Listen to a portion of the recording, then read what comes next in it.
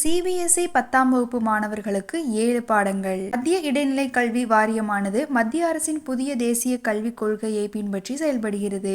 தங்களது இணைப்பு பள்ளிகளுக்கான வரையறைகளை மத்திய கல்வி அமைச்சக ஆலோசனைப்படி அவ்வப்போது மாற்றியமைக்கிறது. இதற்கான பாடப்புத்தகங்களை தேசிய கல்வி ஆராய்ச்சி மற்றும் பயிற்சி கவுன்சிலான NCERT வாயிலாக வழங்கி வருகிறது. புதிய கல்விக் கொள்கையின்படி இந்த ஆண்டு முதல் 8ஆம் வகுப்பு வரையிலான மாணவர்களுக்கு தேர்ச்சி திட்டம் கைவிடப்பட்டுள்ளது. 10ஆம் வகுப்பில் 2 முறை பொதுத் தேர்வு எழுதுவதும் அறிமுகமாகியுள்ளது. அடுத்த கல்வியாண்டு முதல் ஏற்கனவே இருந்த 5 முதன்மை பாடங்களுடன் ஒரு திறன் சார்ந்த பாடம் மற்றும் கூடுதலாக ஒரு இந்திய மொழி பாடத்தையும் சேர்க்க திட்டமிட்டுள்ளது. அதாவது ஆங்கிலம், ஹிந்தி, கணிதம், அறிவியல், சமூக அறிவியல் பாடங்களுக்கு இதுவரை தேர்வு நடத்தப்பட்டு வந்தது. இனி மாணவர்கள் ஆங்கிலம், ஹிந்தியுடன் கூடுதலாக இன்னொரு மொழி பாடமும் படிக்க வேண்டும். அது இந்திய மொழியாக இருக்க வேண்டும். அடுத்ததாக தொழில் சார்ந்த ஒரு பாடத்தையும் பயில வேண்டும்.